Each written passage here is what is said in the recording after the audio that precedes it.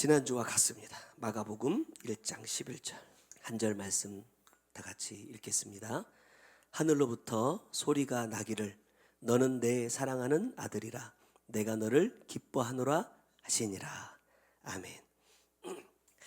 자, 지난주에 이어서 오늘 말씀의 결론을 먼저 말씀을 드린다면, 하나님이 사랑하는 사람이 되어야 주님이 예비하신 기쁨의 자리에 참여하는 자가 될 수 있다. 거기가 어디예요? 천국입니다. 천국. 지난주에는 우리가 어떻게 하면 하나님을 기쁘시게 할 수 있을까? 이런 말씀을 나눴는데, 사실 보세요.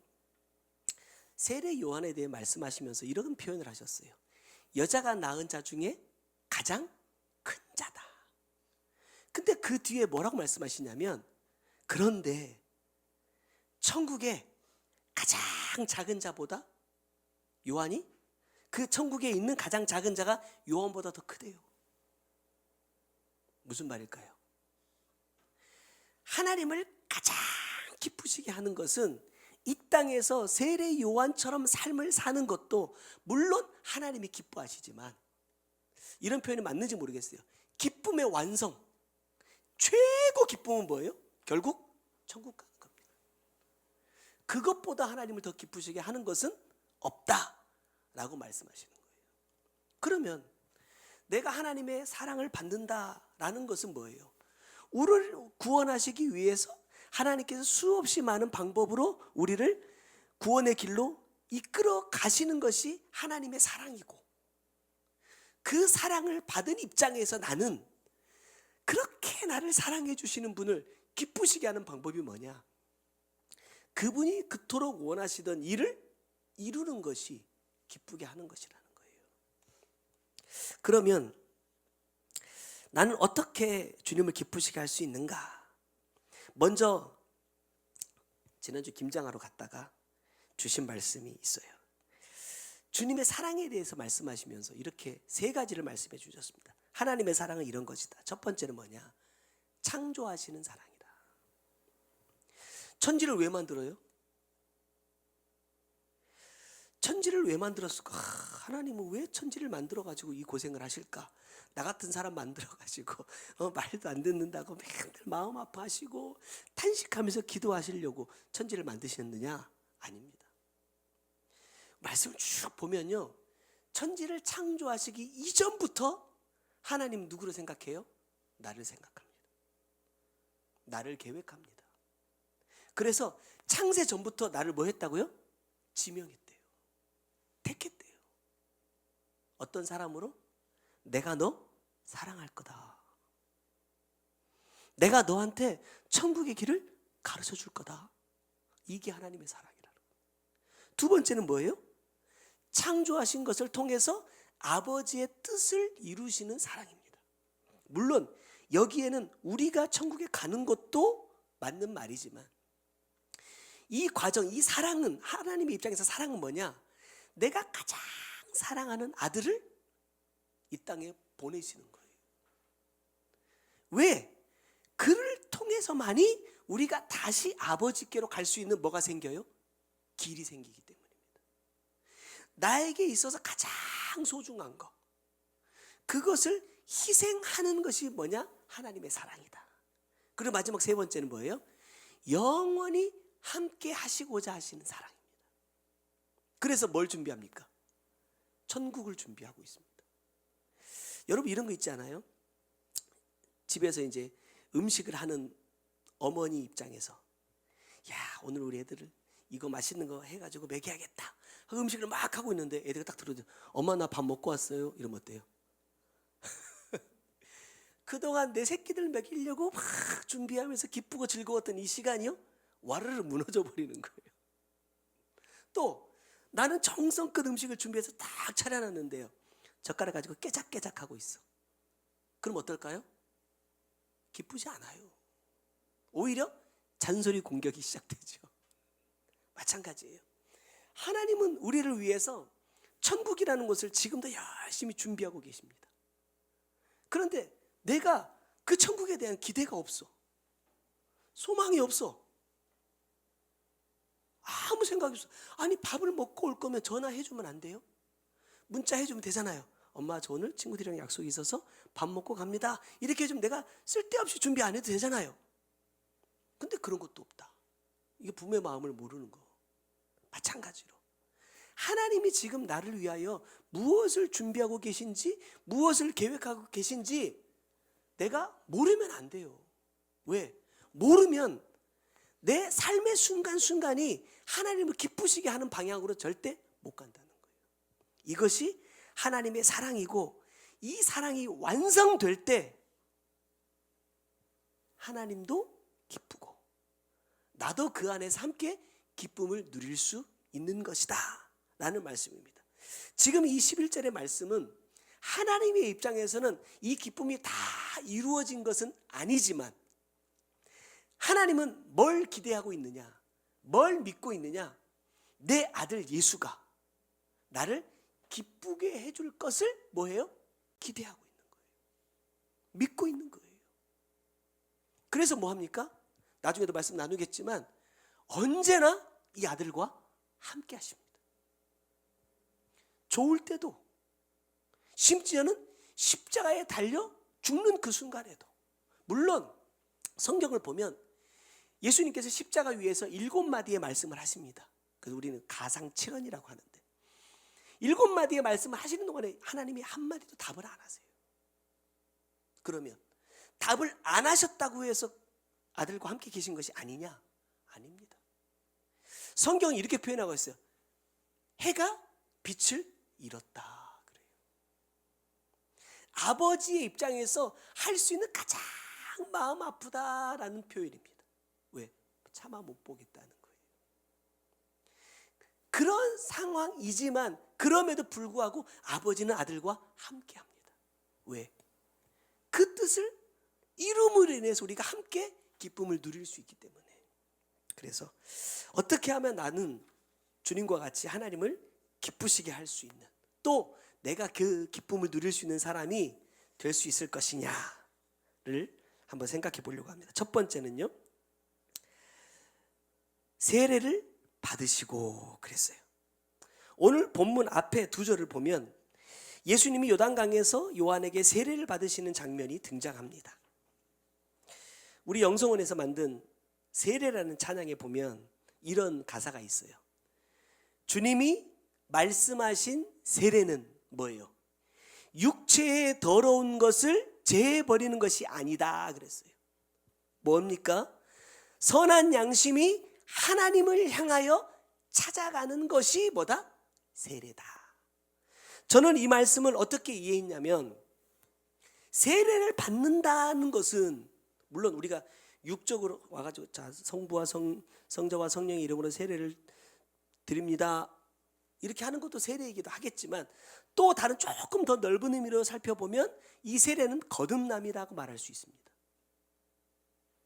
이 세례는 무엇이냐?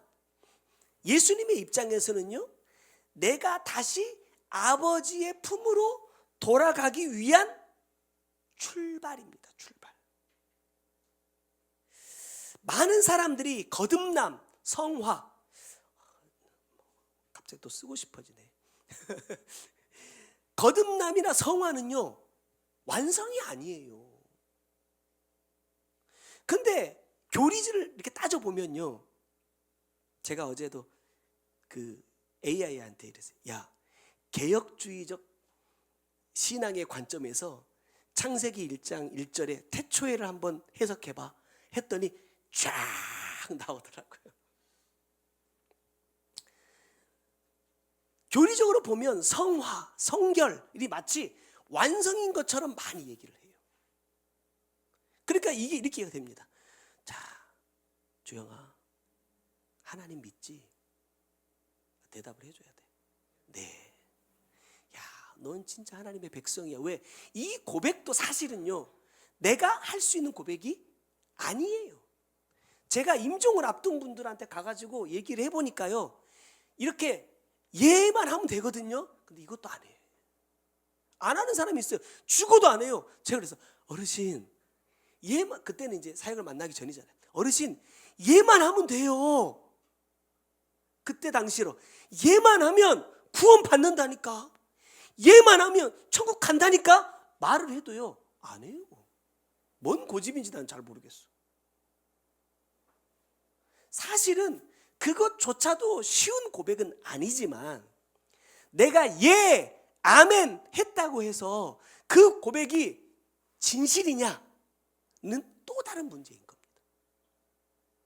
그렇기 때문에 세례가 출발인 것처럼 내가 예수를 믿고 날마다 이 말씀 안에서 바른 길을 살아가려고 애쓰는 그 순간순간이, 내가 가던 그 죄의 길에서 돌이키는 그 순간순간이 나에게는 뭐예요? 다 세례라는 거예요. 예를 들면 내 혈기에 대하여 세례를 받아야 되고, 또 내 욕심에 대하여서 세례를 받아야 되고, 내가 좋아하는 것들에 대하여서도 세례를 받아야 되는 거예요. 그렇게 하나씩 내 마음에 있는 수없이 많은 이 방들의 주인을 바꿔가는 과정인 거예요. 그건 뭡니까? 그게 세례이고 그게 성화예요. 근데 우리는 그것으로 세례 받았으니까, 내가 성부와 성자와 성령의 이름으로 선포했으니까 하나님의 백성입니까? 이 땅에서 우리가 하나님의 자녀로 산다라고 말할 수는 있을지는 모르겠지만, 그것이 곧 하나님의 나라의 백성임을 증명하는 것이다 라고 말할 수는 없다는 거예요. 그건 다른 문제입니다. 우리가 말씀을 받고 은혜도 수없이 받거든요. 체험도 많이 했습니다. 그럼에도 불구하고 왜 나의 삶이 하나님을 기쁘시게 하지 못하느냐? 다짐은 했지만, 각오는 가졌지만 뭐 하지 못해요? 출발을 하지 못했어요. 어떤 사람들이 이렇게 표현하더라고요. 우리 말에 작심삼일이라는 말이 있어요. 하자! 딱 해놓고 3일 지나면요 꼬로록 한단 말이에요. 그러면 4일째 되는 날 다시 뭐 하면 돼요? 또 작심을 하면 됩니다. 3일을 계속 연장해서 하면 되잖아요. 근데 쉽지 않더라. 그러니까 내 자신도 뭐예요? 이게 자꾸 반복되다 보면, 이번에 어떤 목사님들 대화 나누시면서 예전에 우리가 청소년 수련회를 많이 했잖아요. 애들이 와서 그런다는 거예요. 목사님, 수련회 갔다 와도 달라지는 게 없어요. 처음에는 막 뭔가 이제 할 수 있을 것 같은 마음을 가지고 와. 왜? 은혜 받았거든요. 기도하고 막 조금 체험도 했거든요. 그러니까 야, 이제 뭔가 좀 되려나 보다 하고 딱 왔는데, 환경은 내가 가기 전보다 더 센 놈들이 기다리고 있어. 이게 아닌데 하면서 또 다시 옛날 삶으로 내가 돌아가 버리는 거예요. 이걸 몇 번 반복하다 보니까 어떤 생각이 잡히느냐? 나 수련회 가봤자 못 변하는구나, 안 변하는구나. 나 수련회 가서 그렇게 기도해도, 그렇게 내가 부르짖어도 결국 나는 안 되는구나 라는 생각에 잡혀버린다는 거예요. 노력하지 않는다. 근데 보세요, 외형적으로 보여지는 변화도 사실은 의미가 있지만, 실제로 중요한 것은 뭐냐면 하나님이 나를 보실 때의 변화거든요. 내 내면의 변화인 거예요. 그렇다고 해서 내가 좋지 않은 생각이 들 때마다 야, 내가 예수의 피로 물리쳐야 되겠다 이렇게 굳이 하지 않더라도, 하나님이 보실 때 야, 너 많이 컸네, 너 예전하고 다르네 라고 말씀해 주실 수만 있다면 그 변화가 여러분 진짜인 거예요. 이번에 곡성에 이제 장례식이 있어서 잠깐 갔다 왔거든요. 노 집사님 아들 승찬이가 제가 마지막으로 봤을 때 군대 가기 전이에요. 집에 이제 그 초대를 한번 받아가지고 집에 가서 식사를 한번 한 적이 있는데, 표정이요 죽상이었어요. 죽상이야. 이번에 군대 이제 지금 이제 상병이더라고요. 군대에 있는데 이제 할머니가 돌아가셔가지고 휴가 받아서 나온 거예요. 얼굴이 너무 핀 거야. 너무 예뻐. 분명히 내가 마지막 봤을 때는 엄청 죽상이었는데, 엊그제 보니까요 얼굴이 왜 이렇게 예뻐. 그래서 우리가 또 이제 팔불출끼리 아빠들끼리 둘이 앉아가지고 그랬더니 와 집사님 애들이 얼굴이 왜 이렇게 밝아지고 좋아졌어요? 그때 또 우리 집사님 또 주거니 받거니 해야 되잖아요. 아이고 목사님 애들이 더 좋던데요 이러면서 우리 또 팔불출 짓을 또 한참 했습니다 거기서. 그러면서 내린 결론은 그거예요. 우리가 처음에 말씀을 받고 이제 담양에 있을 때도 그랬지만 아이들을 케어하고 돌보고 이럴 정신이 없었어요. 학교만 끝나면 그냥 무조건 차에다 싣고 그냥 가고 저녁 늦게까지 말씀을 나누시면 저녁에 못 올라오면 거기서 자고 우리 사모님 새벽에 막 5시 반에 6시 일어나가지고 애들 깨워서 김밥 김으로 이렇게 밥 말아가지고 그 차에서 오면서 먹이면서 등교시키고 이걸 몇 년을 했거든요. 제가 애들한테 물어봐서 그 애들한테 집사님 애들한테 너네 그때 어땠어? 야 나도 은혜 받으러 가야지. 야 센터 가니까 너무 좋다. 이런 생각 없었잖아. 없었대요. 어른들은 자기 나름의 어떤 사모함이 있어서 그렇게 온다고 쳐도 애들이 부모의 행동에 하나도 동의가 안 돼. 어떻게 보면 억지로 끌려온 거야. 그런데 그러한 시간을 4년 5년을 보내면서 야, 이 애들 어떻게 하면 좋을까? 이 애들 어떻게 해야 되지? 이런 걱정들을 참 많이 했거든요. 근데 10년이 딱 지나고 돌아보니까 주님이 너무나 잘 하고 계시더라는 거예요. 내가 염려하지 않아도, 내가 걱정하지 않아도, 내가 쫓아다니면서 돌보지 않아도 나보다 주님이 훨씬 더 잘하고 계시더라는 거예요. 다만 문제는 뭐냐? 그 자라가는 과정을 내가 못 견뎌. 내가 못 견뎌.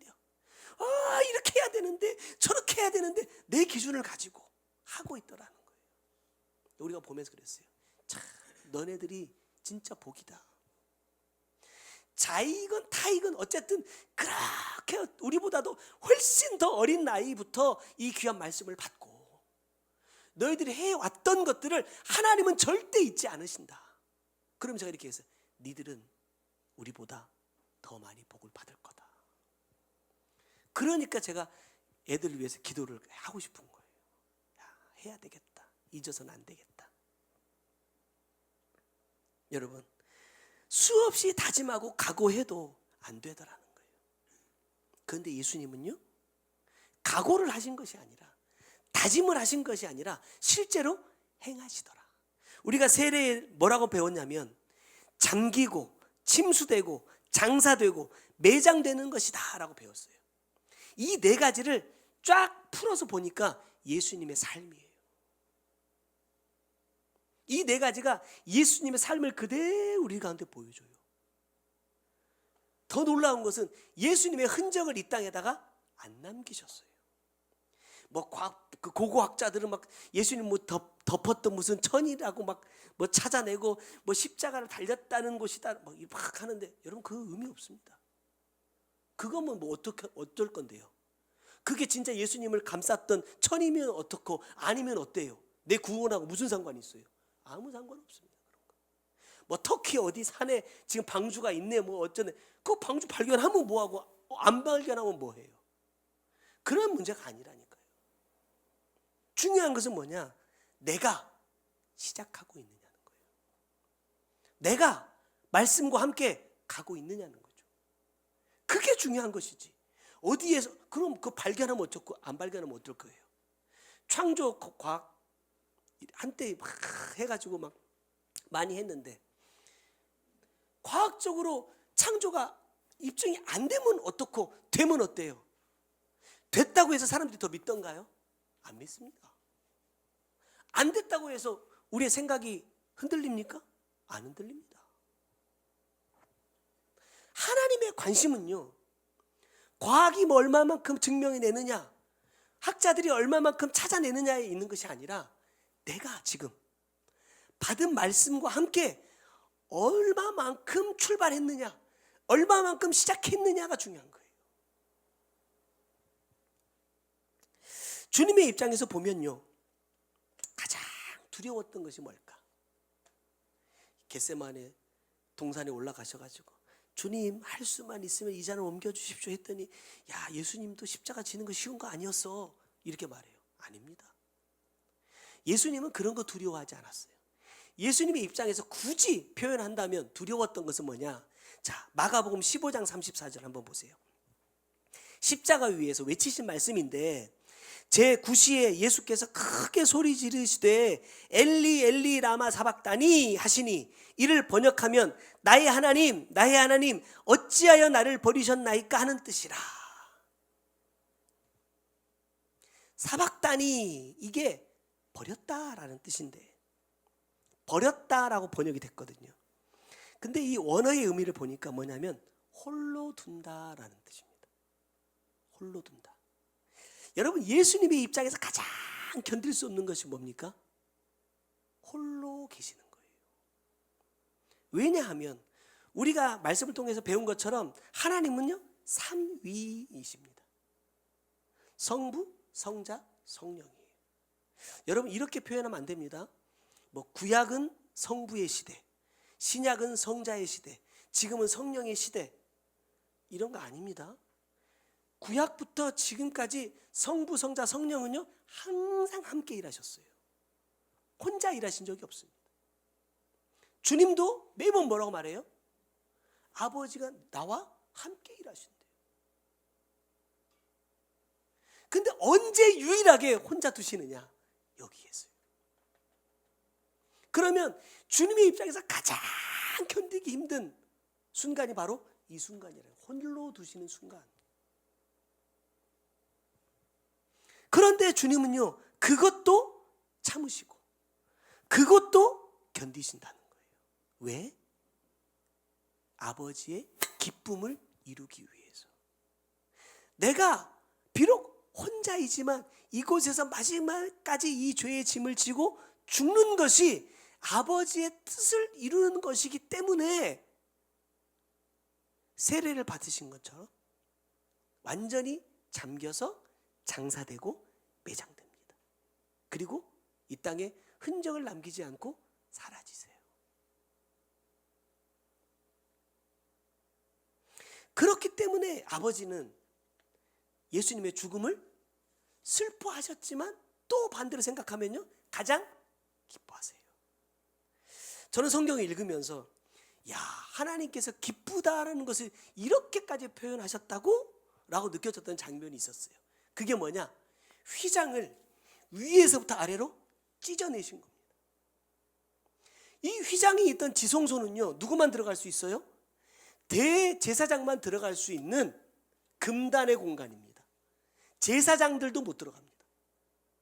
1년에 몇 번 정해진 때에 대제사장들이 대표해서 모든 이스라엘을 대표해서 들어갈 수 있는 곳이 이 지성소예요. 그 지성소를 상징하는 이 휘장을 위에서부터 아래로 찢으셨다는 거예요. 무슨 말입니까? 야 이제 이것이 구원의 길이 아니라 내 아들 예수를 통하여 보여준 이 길이 구원의 길이라는 것을 하나님께서 증명해 주신 거예요. 그게 하나님의 입장에서는 기쁨의 표현인 겁니다. 저는 그렇게 이해합니다. 이루어졌다라는 거예요. 여러분 나는 지금 어떻게 하나님을 기쁘시게 하고 있고 하나님은 기쁘다라는 나로 인하여 기쁘다라는 것을 어떻게 반응해 주고 계신가를 한번 생각해 보세요.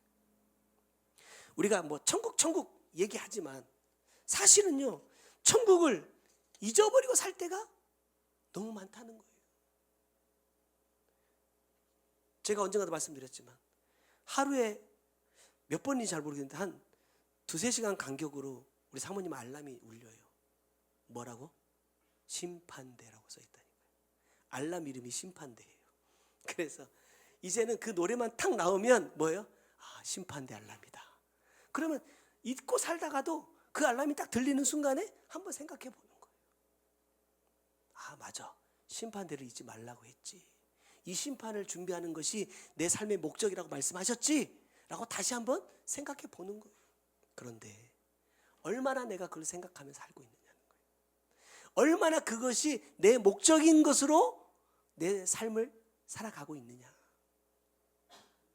라는 겁니다. 여러분 다짐만으로는, 결단만으로는 절대 변화되지 못한다는 것을 여러분 꼭 기억하셨으면 좋겠습니다. 주님이 우리에게 이런 말씀을 주셨잖아요. 우리의 믿음이 언제 성장한다?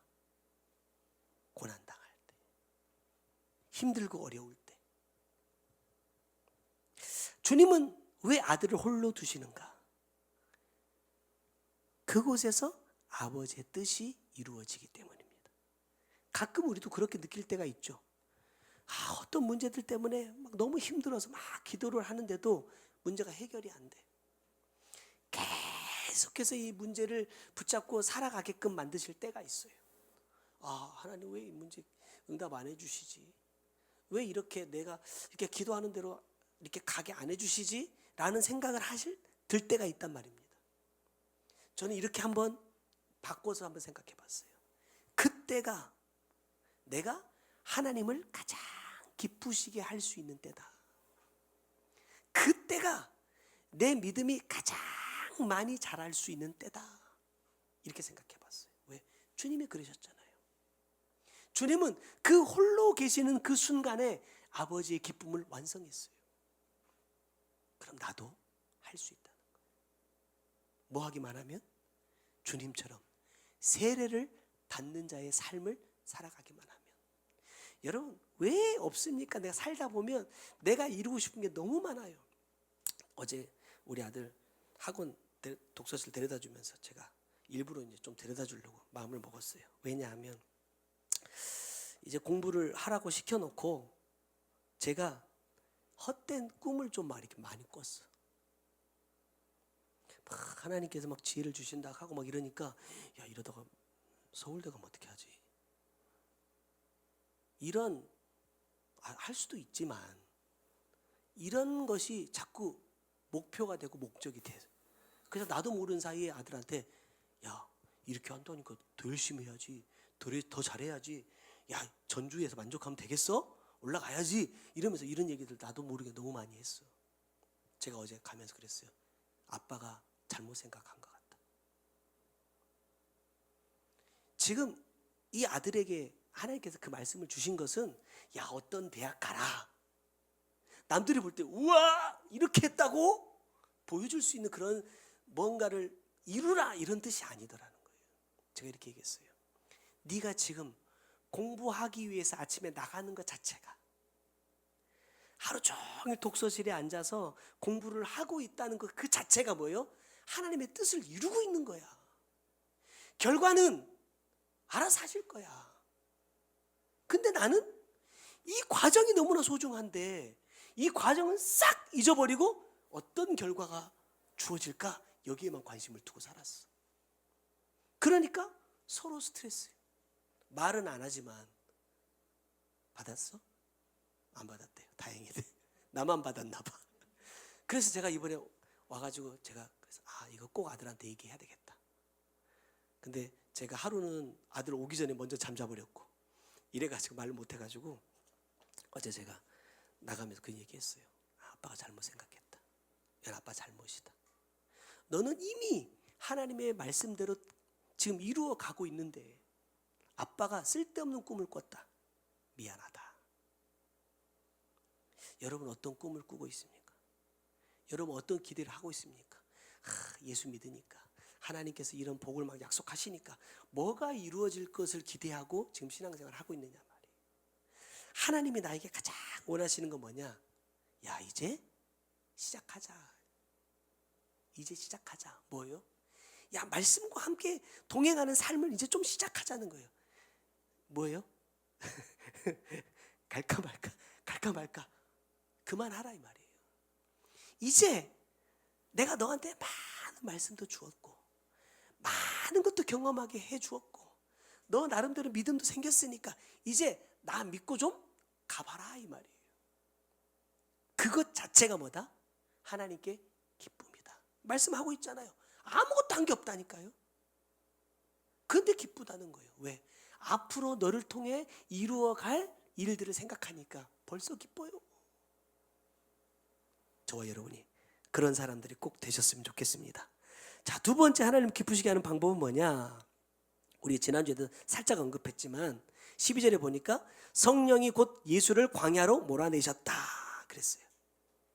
여러분, 광야는 여러 가지 의미가 있지만 오늘 이 말씀은 나를 하나님이 가장 기뻐하시는 사람으로 만들 수 있는 장소라는 거예요.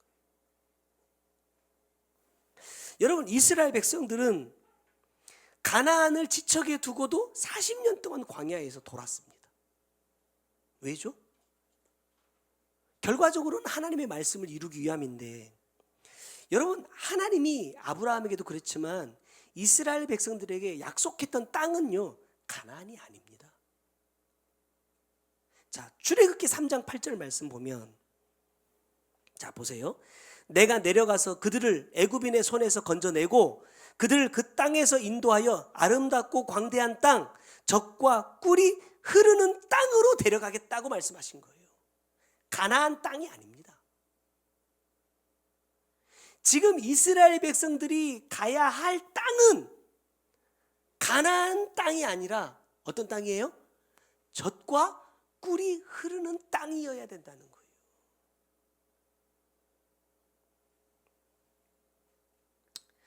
자, 얼마나 이 땅이 먹을 것이 풍부하고 풍족하기에 이렇게 표현하시느냐? 아닙니다.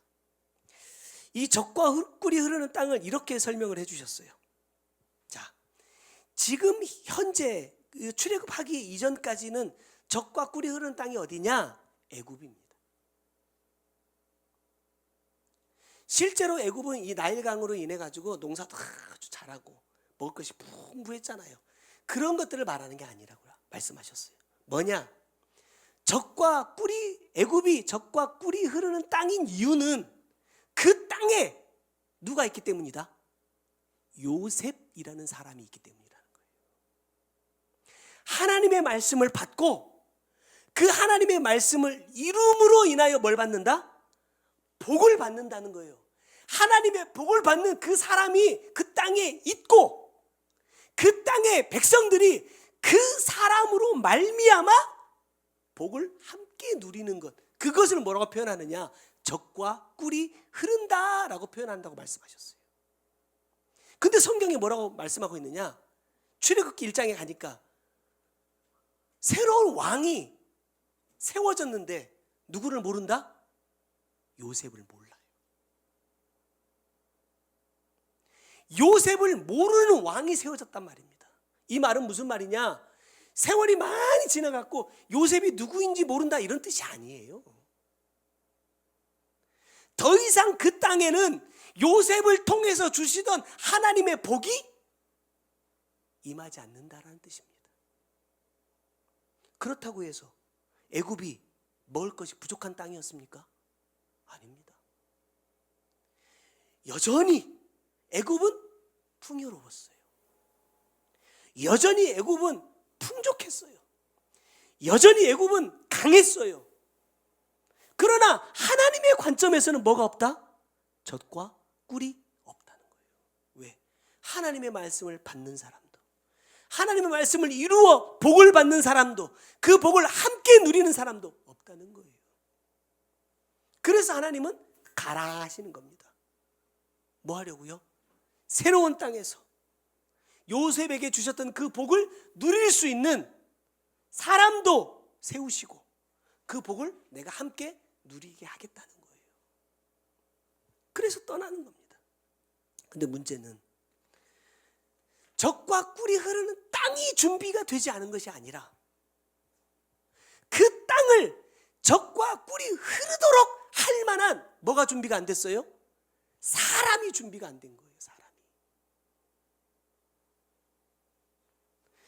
출애굽 과정에서 광야에서 40년 동안 살아가고 있는 이스라엘의 모습을 보십시오. 누릴 자격이 없어요. 누릴 자격이. 주셔도 처음에는 다 좋아하다가 이게 2, 3일만 반복되면 바로 뭐가 나와요? 불평이 나와. 만나를 처음 주셨을 때는 야 이게 막 꿀 섞은 과자처럼 맛있다 이렇게 표현하다가 나중에는 뭐라고 표현합니까? 야 우리가 언제 이 하찮은 것을 원했냐 이렇게 표현해버려요. 그러니까 하나님이 주시는 건데도 불구하고 왜 하나님이 주시는지 이것이 어떤 의미를 가졌는지 생각하지 않는다. 지금 내 입에 맞냐 안 맞냐, 지금 이게 내가 만족이 되냐 안 되냐, 내가 좋아하는 것이냐 아니냐에만 관심이 있어요. 그러면 하나님이 어떤 복을 주셔도요, 잠깐 시간이 지나고 나면 복이라고 생각 안 합니다. 요셉을 보세요. 요셉이 애굽의 총리인 기간 동안 먹을 것이 남아돈 게 아니에요. 자기의 땅을 팔아야 됐고 자기의 가축을 팔아야 됐고 와서 노동을 해야 됐어요. 그런데 이 요셉이라는 사람을 통하여서 이 백성들이 죽지 않고 생명을 보존하더라는 거예요.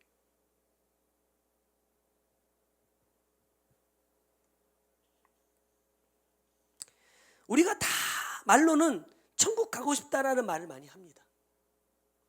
그런데 그 좋은 천국 빨리 가라면 좋아할 사람이 있어요? 언젠가 사모님이 저한테 자기가 먼저 죽어야겠다는 거예요. 그래서 여러분들 알다시피 이 나이로 계산해 보면 제가 먼저 가야 맞잖아요. 그래서 내가 먼저 가야지. 그랬더니 아니 자기가 먼저 가겠다는 거예요. 내가 그럼 나는 어떻게 하라고? 그랬더니 내가 왜 그 걱정을 해? 죽었는데. 그건 남은 사람들이 알아서 걱정해야지. 죽은 나보고 그걸 왜 걱정하라고 해? 머리를 땡 얻어맞은 느낌이었어요. 아, 죽은 사람은 걱정이 없어요.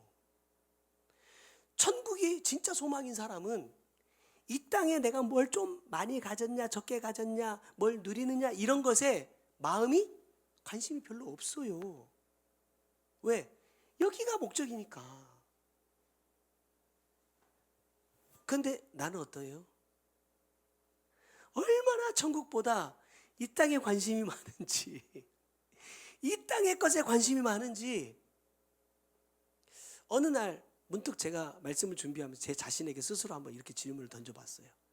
야, 진짜 천국 가고 싶은 게 맞긴 맞냐? 천국 가고 싶긴 가고 싶죠. 가고 싶은데 가고 싶은 너의 그 마음이 정말 진짜냐 이 말이에요. 이 땅에서 천국 같은 것을 누리고 싶은 것이냐, 아니면 이 땅의 것을 다 버리고라도 진짜 하나님이 나를 위해서 준비하신 그 천국에 가고 싶은 것이 진짜 맞냐? 라고 내가 내 스스로에게 질문을 던졌는데 내가 내 자신에게도 답을 못하겠더라는 거예요.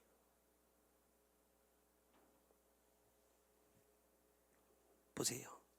이스라엘 백성들을 적과 꿀이 흐르는 땅으로 들어가게 하시려고 하나님께서 하셨던 여러 가지 일들 가운데 세 가지를 압축을 해봤습니다. 첫 번째는 뭐냐? 애굽에서 가지고 나온 것들을 다 버려야 해라. 첫 번째 버린 게 뭡니까? 음식들입니다.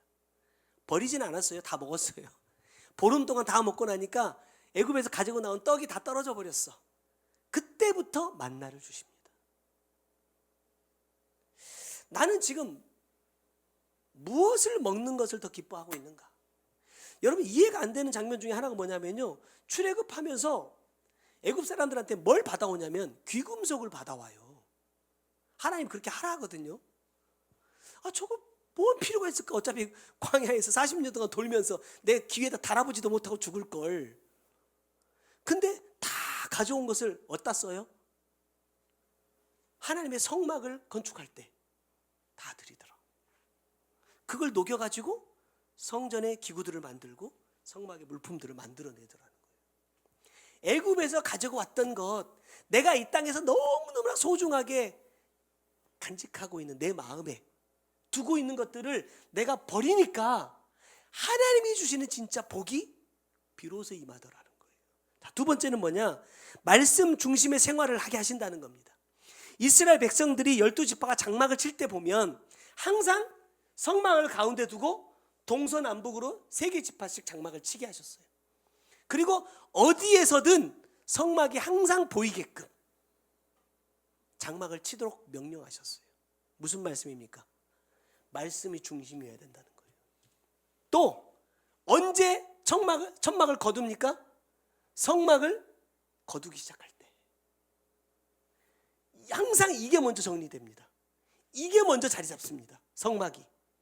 그러면 백성들은 그 성막을 중심으로, 하나님의 언약궤가 있는 그곳을 중심으로 모이고 일어나고 떠나고 멈춥니다.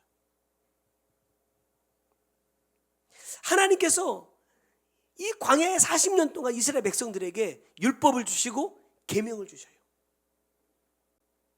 그러면서 하시는 말씀이 이겁니다. 야, 내가 너희들한테 이 계명을 줬어. 지키려면 지키고 지키기 싫으면 말어. 여러분, 이거 자유의지 아닙니다. 네가 하고 싶은 거 선택해 이렇게 말씀하신 게 아니에요. 오해하면 안 됩니다. 하시면서 이렇게 말합니다. 그 뒤에가 더 무서워요. 야, 지키면 내가 천대까지 너와 함께 하고, 안 지키면 뭐요? 3, 4대 만에 멸해버린다는 거예요. 그럼 뭐 하라는 얘기예요? 지키라는 말보다 더 무서운 말이죠, 이게.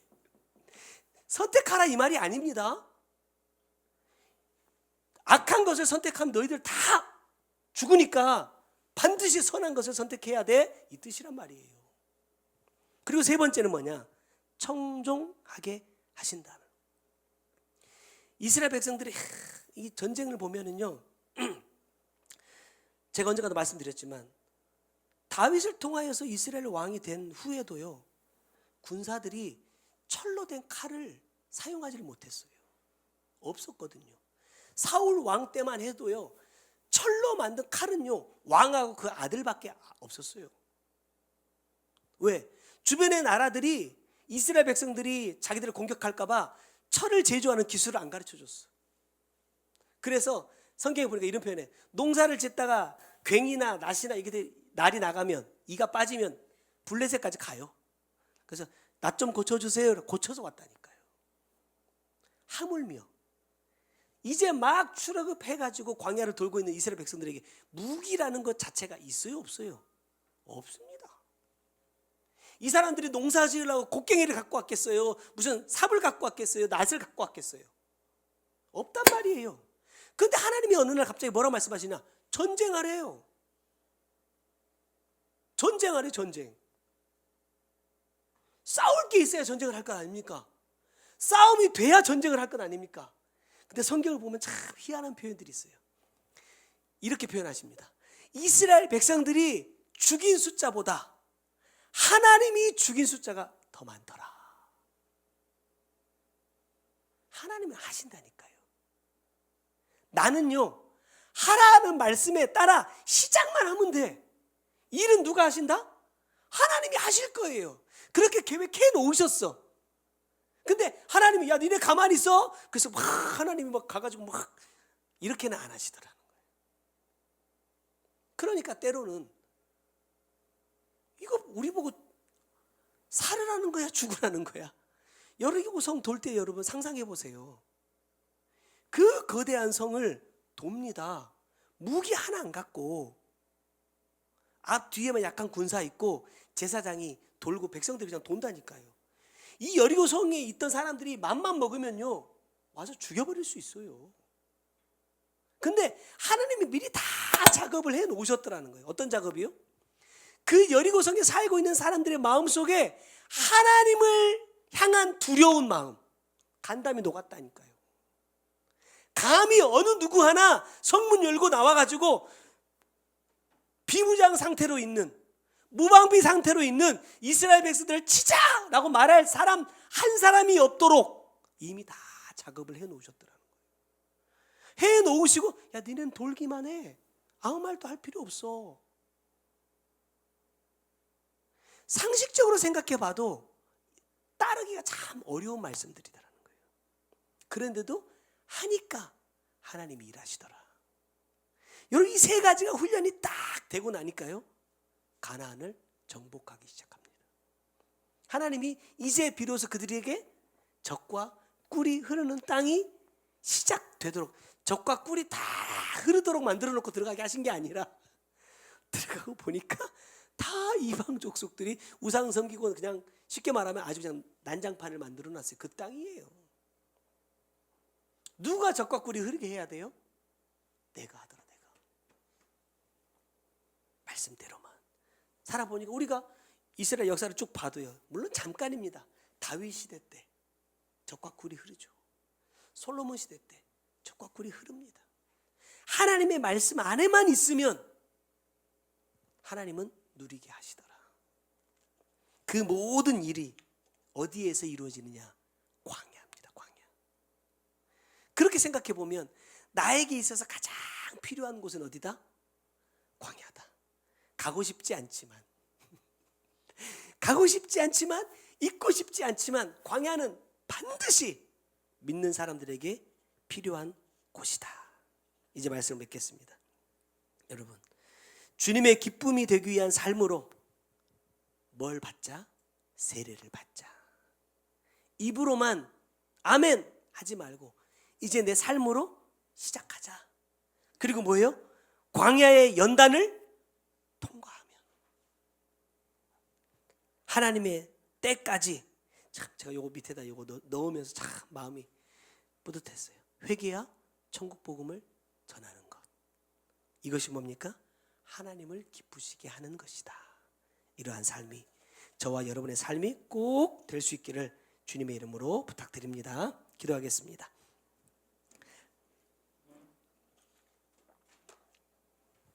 사랑하는 주님, 감사합니다. 오늘도 귀한 생명의 말씀 우리 가운데 허락하시고 주님이 기뻐하실 수 있는 그러한 삶을 살기 위하여 나에게 꼭 필요한 것 두 가지를 말씀해 주셨으니 감사합니다. 놓치지 않게 하시고 이제 내가 입으로 생각으로 믿는 예수가 아니라 내 삶을 통하여 증거하는 예수가 되게 하여 주시고, 때로는 하나님 나에게 더 큰 복을 주시려고, 하나님 나에게 더 큰 것을 맡기시려고 광야로 나를 인도하실지라도 그곳에서 내가 잘 이겨내게 하시고 잘 감당하게 하셔서 하나님이 기뻐하시는 사람으로 잘 연단받아 하나님 허락하신 때에 하나님의 젖과 꿀이 흐르는 그 땅에서 하나님 내가 하나님의 복을 누릴 수 있는 복된 자가 꼭 되게 하여 주옵소서. 귀한 예물 주님 앞에 올려드립니다. 주님 받으시고, 시기적으로 환경적으로 매우 힘들고 어려운 때입니다. 저희들의 삶을 주님께서 주관해 주시고 붙들어 주셔서 하나님 어려움 가운데 빠지지 않게 하시고 그 환경 속에 역사하시는 하나님을 경험하고 체험하는 우리 모두가 꼭 되도록 인도하여 주옵소서. 지금은 우리 구주 예수 그리스도의 은혜와 아버지 하나님의 크고 놀라우신 사랑과 성령님의 감화 감동하시고 역사하시며 보호해 주시는 귀한 은혜가 하나님의 기쁨 되기 원하는 주의 사랑하는 성도들 머리 위에, 그들의 가정과 삶의 모든 터전 위에 이제로부터 영원토록 함께 계실지어다. 아멘. 주께서 친히 내 손 붙잡아 주시며 내 걸음마다 늘 인도하셨네. 험한 세월 다 지나보내고 따뜻한 품에 날 안아주신 주님 얼굴 배울 주의 날까지 나는 신실하게